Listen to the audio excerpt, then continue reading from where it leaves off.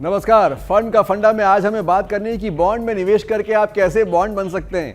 बात महंगाई की भी है, बात शेयर बाजार के उतार चढ़ाव की भी है और इस सब के बीच क्या कुछ और रास्ते हैं निवेश के जहां दुनिया भर के लोग निवेश करते हैं। आपके साथ मैं मेहराज दुबे और फंड का फंडा में हमारे खास मेहमान वैल्यू रिसर्च के फाउंडर और सीईओ धीरेन्द्र कुमार। धीरेन्द्र, आपका बहुत बहुत स्वागत है। धन्यवाद आपका। धीरेन्द्र, दर्शकों से आपको रखे हुए आगे अपनी सलाह से और आज उनसे हमें सलाह लेनी है कि आपको बॉन्ड में निवेश करा के कैसे बॉन्ड बनाना है। दरअसल रिजर्व बैंक ब्याज बढ़ा रहा है महंगाई पर काबू पाने के लिए और महंगाई की वजह से काफ़ी सारे निवेशकों के फैसले बदल जा रहे हैं। तो इसका आज आपके निवेश पर क्या असर पड़ने वाला है ये भी चर्चा करेंगे और चर्चा करेंगे कि इसी वजह से बॉन्ड्स में निवेश करने का रास्ता कैसा है, अच्छा है, बुरा है, रिस्की है। तो आपको फटाफट बता देते हैं कि अगले कुछ मिनटों में क्या क्या हम बताने वाले हैं। आज हम बताएंगे कि चढ़ती ब्याज दरों के बीच कैसे बॉन्ड में निवेश करके आप बन सकते हैं बॉन्ड के बॉन्ड। हम आपको बताएंगे कि बॉन्ड के निवेश करते समय किन बातों का रखना है ध्यान, कैसे रहना है सावधान, और साथ ही बताएंगे उन बॉन्ड्स के नाम जो देते हैं एफडी से ज्यादा मुनाफा, जो बहुत हाईली रेटेड है। तो सबसे पहले बिना वक्त बर्बाद किए मुझे ये धीरेन्द्र से पूछना है कि धीरेन्द्र, लाखों करोड़ों रुपया शेयर बाजार में लगाओ ये हम सब जानते हैं। हम सब जानते हैं कि दुनिया भर के बड़े निवेशक शेयर बाजार में निवेश करते हैं, लेकिन उससे भी ज्यादा पैसा कहीं लगा हुआ है तो वो है बॉन्ड्स में, या जिन्हें डेट इंस्ट्रूमेंट्स कहा जाता है। तो ये क्यों होता है कि बॉन्ड्स में ज्यादा पैसा लगा है, शेयर बाजार से भी ज्यादा पैसा वहां क्यों लगा हुआ है? निश्चित आमदनी का अश्योरेंस या गारंटी, क्योंकि जितने भी फिक्स्ड इनकम बॉन्ड्स हैं उसमें लोग बड़े निश्चिंत हो पाते हैं कि जो भी मिलेगा पक्का इतना मिलेगा, बिना किसी अनिश्चितता के मिलेगा। क्योंकि स्टॉक मार्केट में हमेशा ज़्यादा रिटर्न मिलता है। 5 साल से की अवधि में अगर आप रेगुलरली इन्वेस्ट करते हैं तो हमेशा फिक्स्ड इनकम से ज़्यादा मिलता है जी। इसके बावजूद लोगों को लगता है कि पक्के तौर पे ये मिल रहा है, ये उतार चढ़ाव हम नहीं झेल सकते।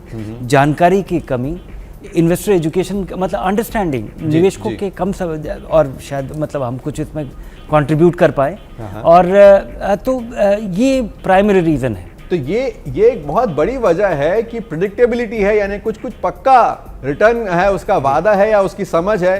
तो ये एक बहुत बड़ी बात है, इसलिए बॉन्ड में निवेश करते हैं लोग। लेकिन और भी बहुत सारी चीज समझनी है। आज के फंड का फंडा में बिना ब्रेक के अगले कुछ मिनट साथ बने रहिए। धीरेन्द्र, आपको मैं फ्लोर पे लिए चल रहा हूं और हम जानेंगे कि बॉन्ड्स किस किस तरह के हैं जिनमें हम निवेश कर सकते हैं। तो सबसे पहली बात आपको बता दें कि आप में से कई लोग जाने अनजाने में बॉन्ड्स में निवेश करते आ रहे हैं, आपके पोस्ट ऑफिस स्कीम के तहत या एनएससी और पीपीएफ की तरफ।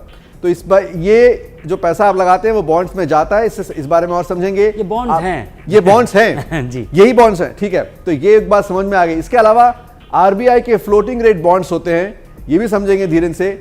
बॉन्ड्स में आप सीधे निवेश भी कर सकते हैं एक निवेशक के तौर पर। उसके अलावा आप डेट म्यूचुअल फंड्स में निवेश कर सकते हैं, ये खासा अच्छा सौदा हो सकता है। इस पे आपको कुछ स्टार रेटेड फंड्स के नाम हम बताने वाले हैं थोड़ी देर में। और इसके अलावा कैपिटल गेन बॉन्ड्स 54 EC, तो ये सब क्या है बॉन्ड्स धीरेन्द्र? ये अलग अलग ग्रेड की चीज़ें हैं। पोस्ट ऑफिस का तो आपको पता ही है कि वहाँ पे आप अगर हर महीने रिकरिंग डिपॉजिट करना चाहते हैं, पोस्ट ऑफिस के ज़रिए कुछ भी किया हुआ एक तरह से आप भारत सरकार को अपना पैसा दे रहे हैं। वहाँ पे गारंटी अगर देश रहेगा और सरकार ऑनर करेगी, और ये छोटे निवेशकों का जो पैसा है तो उसके बारे में किसी भी तरह की कोई अनिश्चितता नहीं है। तो अगर इस देश में अगर आपको कोई सबसे सुरक्षित निवेश करना है तो ये पोस्ट ऑफिस के स्कीम से। तो ये जो आप नेशनल सेविंग सर्टिफिकेट और पीपीएफ में जो निवेश करते हैं ये बॉन्ड्स का ही निवेश है? जी हाँ, पोस्ट ऑफिस का MIP वो अलग फॉर्मेट में उपलब्ध है आपके पास, किसान विकास पत्र। और अगला हो जाता है कि आप आरबीआई भी अब बॉन्ड इशू कर रहा है जिसको कि निवेशक ऑनलाइन सीधे आरबीआई से खरीद सकते हैं। तो वहाँ भी वो वादा करते हैं कि इतना रिटर्न मिलेगा इतने साल में। उस बॉन्ड पे इतना होता है, और केवल उसमें एक दिक्कत है कि आप जब पैसे की ज़रूरत होगी, क्योंकि उसका एक टर्म है, उसका एक मैच्योरिटी पीरियड है। और उसके पहले अगर आपको बेचना होगा तो आपको उम्मीद करना होगा कि कोई दूसरा खरीदार होगा, और उम्मीद है कि आप जब बेचना चाहेंगे बेच पाएंगे। अच्छा, और एक और बात जो हमने बताया कि 4-5 खास बॉन्ड्स में निवेश के तरीके हैं, उसमें से एक ये भी कि आप डेट म्यूचुअल फंड में निवेश कर सकते हैं। ये क्या होता है? ये एक इनडायरेक्ट तरीका है, क्योंकि आप जब किसी बॉन्ड में करते हैं तो भारत सरकार के बॉन्ड्स में करना तो एक अलग बात है, आरबीआई बॉन्ड्स में करना एक अलग बात है, क्योंकि वो सुरक्षित है।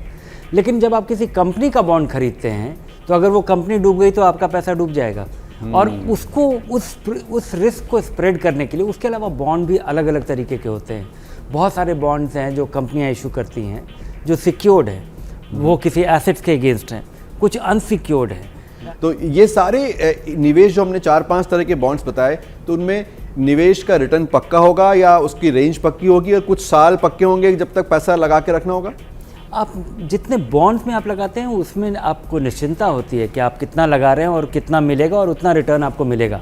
जब आप बॉन्ड फंड में पैसा लगा रहे हैं तो वहाँ पे आपको किसी तरह की गारंटी नहीं दी जाती है। अच्छा। और ये निश्चित भी नहीं है, क्योंकि बॉन्ड फंड में जो लगा हुआ पैसा है, ये जरा मैं 1 मिनट आपको एक्सप्लेन करना चाहूँगा कि ये इनके दाम बढ़ते घटते रहते हैं। अच्छा। और दाम बढ़ते घटते इसलिए रहते हैं क्योंकि अगर ब्याज दरों में बदलाव हुआ, जैसे अभी हो रहा है, अगर ब्याज दरें बदल रही हैं, अगर बढ़ रही हैं, तो ब्याज दर बढ़ने का नतीजा ये होता है कि आपके पास पुराने जो बॉन्ड्स थे जिस पे कम रिटर्न मिल रहा था, उनके दाम घट जाएंगे, क्योंकि आज आप नए बॉन्ड में जो पैसा लगाएंगे उस पे ज़्यादा रिटर्न मिलेगा। तो कुल मिला के समझना पड़ेगा धीरेन्द्र कि कैसे, अगर सीधा रास्ता सिर्फ म्यूचुअल फंड का है तो वो तो समझ में आता है, लेकिन कुछ शॉर्ट रेंज डेट फंड होते हैं, कुछ कॉर्पोरेट बॉन्ड फंड होते हैं, कुछ टारगेट मैच्योरिटी फंड होते हैं। स्क्रीन पर हमारे दर्शक ये देख रहे हैं, अलग अलग तरह के बॉन्ड हैं। तो हमें चुनना कैसे है कि हमें पैसा कहाँ लगाना है, या सिंपली अपने फंड मैनेजर को फोन लगाना है, म्यूचुअल फंड खरीदना है? कौन सा रास्ता बताएंगे? 16 तरीके के बॉन्ड फंड उपलब्ध हैं। अच्छा, 16 तो तरीके ये बहुत ही कंफ्यूजिंग है। जी, जी, और जब बॉन्ड फंड का जब आप चुनाव करें तो आमतौर पर निवेशकों की शुरुआत खोज की, बॉन्ड फंड की खोज की ये ऐसे होती है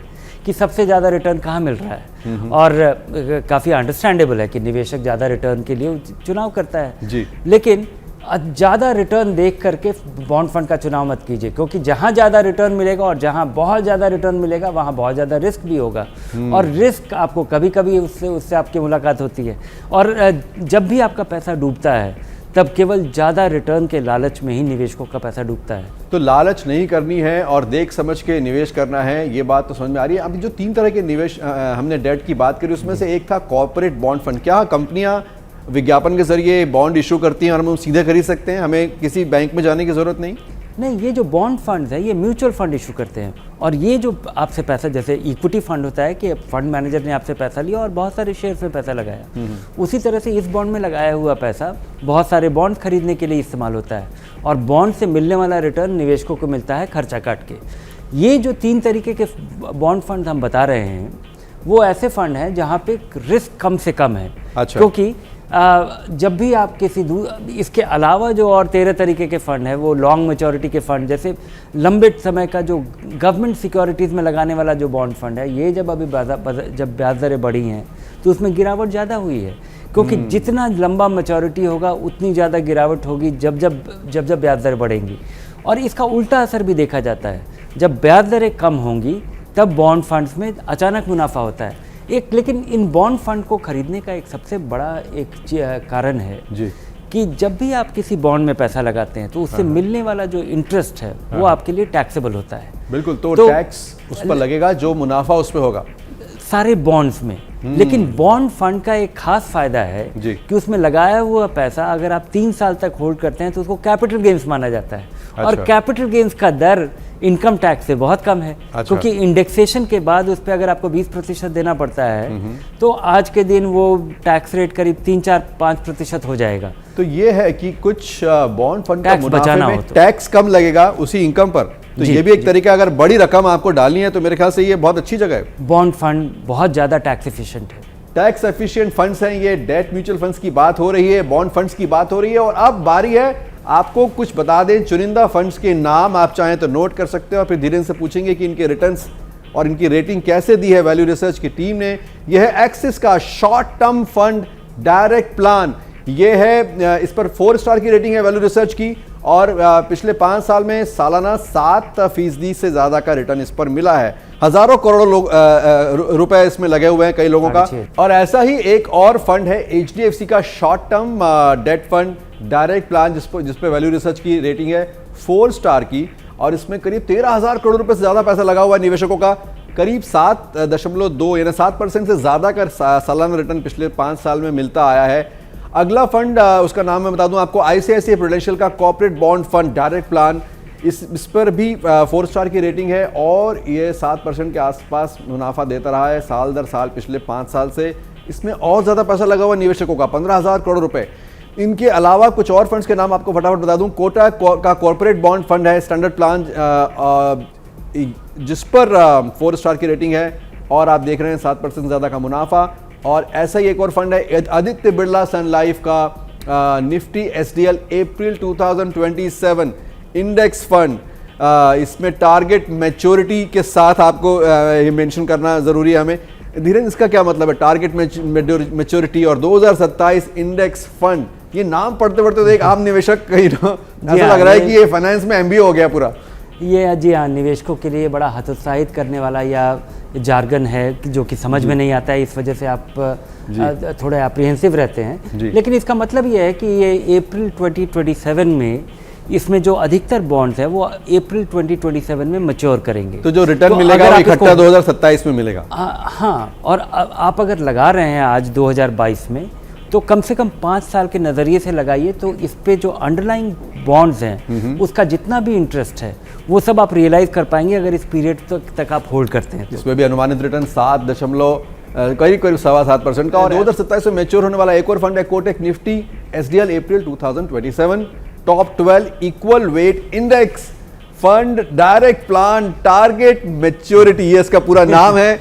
तो 7.25% का रिटर्न इसमें अनुमानित है अगले 2027 तक का सालाना। तो ये आपकी टीम धीरेन्द्र वैल्यू रिसर्च कैसे इसकी रेटिंग्स करती है और इन फंड्स में क्या खास है जो हमने 6 फंड्स चुने? आखिरी वाले जो 2 फंड है टारगेट मैच्योरिटी फंड, यहाँ पे तो आप 5 साल के नज़रिए से ये सुरक्षित फंड है। और जहाँ पे इस अवधि के लिए अगर आप लगाएंगे, क्योंकि आमतौर पर निवेशकों को नुकसान तब होता है जब आप ज़्यादा रिटर्न देख के किसी फंड का चुनाव करते हैं और वो काफ़ी समय के लिए या कम समय के लिए वो एक अनुचित चुनाव हो जाता है। तो इन फंड्स, ये जो सारे फंड है, इसमें चुनाव का आधार ये है कि इसमें निवेशकों के डूबने की संभावना कितनी है, इसमें जो बॉन्ड्स हैं उनका क्वालिटी कैसा है। ये ज़रूरी नहीं है कि ये सबसे बेहतरीन रिटर्न देने वाले फंड्स हों। ये बेहतरीन रिटर्न सबसे ज़्यादा रिटर्न देने वाले फंड्स अपने कैटेगरी के नहीं हैं। इनसे ज़्यादा रिटर्न देने वाले फंड्स आपको वहाँ पे उस कैटेगरी में दिख जाएंगे, लेकिन इनमें लोगों के पैसे के डूबने की संभावना बहुत ही कम है। और ये आधार फिक्स्ड इनकम फंड के चुनाव में बहुत ज़रूरी है, क्योंकि यहाँ पे लोग अपना रिटर्न बहुत बढ़ाने के लिए नहीं आ रहे हैं। यहाँ पे लोग निवेश करते हैं ताकि उनको वो निश्चिंत रहें कि इतना पैसा करीब मिल जाएगा, थोड़ा बहुत उतार चढ़ाव हो जाए। क्योंकि डेट फंड और इक्विटी फंड में सबसे बड़ा अंतर है कि इक्विटी में बहुत बड़ा स्विंग हम देखते हैं, कभी 20% गिर जाता है, कभी 15% गिर जाता है। डेट फंड में जो स्विंग होता है या उतार चढ़ाव जो होता है वो उस स्केल का नहीं होता है। और तो ज़्यादा भारी उतार चढ़ाव जो शेयर बाजार में आप देखते हैं वो यहाँ नहीं देखते। और इसीलिए अब मुझे धीरेन्द्र आपसे पूछना है कि अगर डेट फंड्स में बॉन्ड्स में निवेश करना है तो रखना किस बात का ध्यान है? क्योंकि फंड का फंडा में हम हमेशा जिम्मेदारी के साथ आपको याद दिलाते हैं कि कहीं भी निवेश करें तो उसके रूल्स क्या हैं, सिर्फ रिटर्न देखकर निवेश ना करें, उसके रूल समझें। तो एक बात हुई, धीरेन्द्र आप बताते हैं इसमें छोटे समय के लिए निवेश करना है। मैं इकट्ठा आपसे सवाल पूछूंगा, 2-3 लगातार हिदायतें बता दूं। एक ये कि लंबे समय में शेयर बाजार में निवेश करना है, लेकिन बॉन्ड्स में छोटे समय में फायदा उठा सकते हैं। 16 तरह के डेट फंड्स हैं। अभी भी धीरेन्द्र ने बताया था कि बहुत सारे तरह के डेट फंड्स होते हैं। इसके अलावा आपको ज़्यादा रिटर्न के लालच में नहीं पड़ना है। तो ये कौन सी हिदायतें हैं धीरेन्द्र हमें जो रखना है याद दिमाग में डेट फंड्स में निवेश करते समय या बॉन्ड्स में निवेश करते समय? डेट फंड में निवेश करते समय एक तो कि आप एक साथ पैसा लगा सकते हैं। दूसरा कि बहुत ज़्यादा रिटर्न देख करके आकर्षित मत हो और उस कैटेगरी में पैसा मत लगाएं। दूसरा कि जो 16 तरीके के फंड हैं, इनमें से आपके काम के केवल 4-5 तरीके के ही हैं, 4-5 कैटेगरी, और वो ही हम लोगों ने अभी आपको बताया गया कि टारगेट मैच्योरिटी या शॉर्ट टर्म डेट फंड। इससे अधिकतर निवेशकों की ज़रूरत सब्सटेंशियली पूरी हो जाती है। और वो इसके अलावा 1-2 और कैटेगरी है जिसमें, लेकिन उसमें हमारे बताने का से कोई खास असर नहीं पड़ता है। लिक्विड फंड और मनी मार्केट फंड, जहाँ पे आप कोई भी फंड चूज़ कर लीजिए, कोई खास बात नहीं है, क्योंकि उसका जो फ्रेमवर्क है उसमें नुकसान की संभावना नहीं है। वहाँ पे काफ़ी प्रेडिक्टेबल रिटर्न आपको एनीवे मिल जाता है। तो ये 2 तरह के फंड्स आपने और बताए, लिक्विड फंड और एक और तरह का fund money market fund. Money market fund ये बाजार में उपलब्ध है, वहाँ भी आप बॉन्ड्स में वो भी आप बॉन्ड्स में लगाते हैं, वो निवेश मनी मार्केट इंस्ट्रूमेंट्स में पैसा लगाते हैं। वहाँ पे गिरावट की संभावना बिल्कुल नहीं है। वहाँ पे सेविंग्स बैंक अकाउंट के करीब रिटर्न या उससे थोड़ा सा ज़्यादा रिटर्न मिल जाता है। पैसा लगाने के बाद आप कभी भी निकाल सकते हैं। और ये एक अलग खास बात है ये सारे शॉर्ट टर्म डेट फंड्स का, कि आप पैसा लगा रहे हैं कम समय के लिए, 2-3 साल के लिए, 4 साल के लिए। आप उतार चढ़ाव नहीं चाहते हैं, नुकसान की संभावना कम हो जाती है, लेकिन आपको ज़रूरत पड़े तो आप कभी भी ये पैसा निकाल सकते हैं। ये पैसा आपके लिए 24 घंटे में उपलब्ध है। ये लिक्विड फंड में ही फायदा होगा, ये सारे फंड्स में, शॉर्ट टर्म डेट फंड में भी, अच्छा। सारे डेट फंड में ये पैसा आपके लिए उपलब्ध तो है। ये अगर हम जब खरीद रहे हैं अपने इंटरनेट पे, ई कॉमर्स पे या बैंक में जाकर के सलाहकार से, तो हमें क्या बोलना है निवेश ये वाले फंड्स खरीदते समय धीरेन्द्र? क्या ओपन एंडेड फंड लेने हैं या कोई और बात है जो मुझे मालूम नहीं, आप समझाएं प्लीज। नहीं, मैं ये 3-4 चीज़ आपको समझा दूँ जरूर। कि ये सारे ओपन एंड फंड है, आप कभी भी इसमें लगा सकते हैं, कभी भी निकाल सकते हैं जी। आप कितने समय के लिए पैसा लगा रहे हैं उसके आधार पे अपने फंड का चुनाव करें। कुछ दिनों के लिए लगा रहे हैं मनी मार्केट फंड या लिक्विड फंड, कुछ सप्ताह के लिए लगा रहे हैं, मान लीजिए ये लिक्विड फंड, 1-2 साल के लिए लगा रहे हैं, शॉर्ट टर्म डेट फंड से आगे मत बढ़िए। तो हम आपको जो फंड्स के नाम थोड़ी देर पहले मैंने बताया था, एक बार फिर दिखा देते हैं। और जाते जाते मेरा महत्वपूर्ण और आखिरी सवाल ये धीरेन्द्र, आप कई बार बोलते हैं कि निवेश अलग अलग छोटी छोटी रकम हमें लगातार SIP टाइप निवेश करना है, लेकिन इस बार आपने परमिशन दे दी है कि एक मुश्त रकम हम बॉन्ड्स में डाल सकते हैं अगर हमें ये पसंद आ रहा है तो। नहीं, मैं परमिशन ना तो दे रहा हूँ ना ले रहा हूँ, बल्कि ये मैं उसका आधार बताता हूँ कि क्या है जी। जब आप इक्विटी में पैसा लगाते हैं तो सबसे बड़ा डर होता है कि आप बाजार के शिखर पे अगर ढेर सारा पैसा लगाए और उसके बाद गिरावट आती है तो बड़ा अफसोस होता है, और फिर आप अपना पैसा डर के मारे निकाल लेते हैं। 10-15% में आपको अफसोस होता है, 40% गिर जाए तो आप अपना पैसा निकाल लेते हैं और फिर दोबारा नहीं आने का कसम खाते हैं कि दोबारा नहीं लगाना है। जी जी जी। डेट फंड में इसकी संभावना नहीं है, कभी गिरावट होता भी है तो आधा 1% का होता है, उससे आप वो डरावना गिरावट नहीं डेट फंड में देखा जाता है। और जब से आप लगाते हैं तब से बेसिकली आपका इंटरेस्ट का मीटर चलना शुरू हो जाता है, और जब चाहे जब पैसे की जरूरत हो आप निकाल भी सकते हैं। तो चूंकि एक बाजार के पीक को पकड़ने का डर में इन्वेस्ट करने का डर या उसकी संभावना डेट फंड में नहीं है, इसलिए आप इसमें निश्चिंता से बड़ी रकम लगा सकते हैं। तो आप अगर ये बात आज समझ गए हैं तो बॉन्ड्स में निवेश के बॉन्ड आप बन गए हैं या बन सकते हैं, ऐसी हमारी कामनाएं, शुभकामनाएं आपके लिए। धीरेन्द्र, आपका बहुत बहुत शुक्रिया, आपने ये खास बातें हमको बताई। और दर्शकों को याद दिला दें, शो के ठीक पहले हम फेसबुक लाइव आपके साथ करते हैं, मैं और धीरेन्द्र आपके साथ होते हैं और आपके कुछ चुनिंदा सवालों के जवाब देते हैं। तो #फंड का फंडा पर अपने सवाल भेजना ना भूलें। और याद रखिए, ABP न्यूज पर फंड का फंडा हर रविवार 1:37 पर आता है, ताकि आप पैसे से पैसा बना सकें। बहुत बहुत शुक्रिया, फिर मिलेंगे। फंड का फंडा में हमारा मकसद निवेशकों को जागरूक करना है। आपका निवेश आपका फैसला है।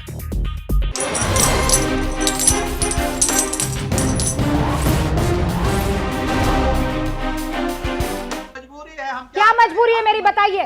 मैं अभी आपको बताती हूँ कि मैंने ओए होए होए होए होए, नमकीन के चटकारे लेते हुए टकटकी मार के डिबेट शो को पॉज रिपीट कर कर के देख रहे हैं जोगिंदर जी। इनकी तरह आप भी देखें अपनी फेवरेट डिबेट्स को रिपीट कर, और डाउनलोड कीजिए ABP लाइव ऐप अपने स्मार्ट टीवी पर।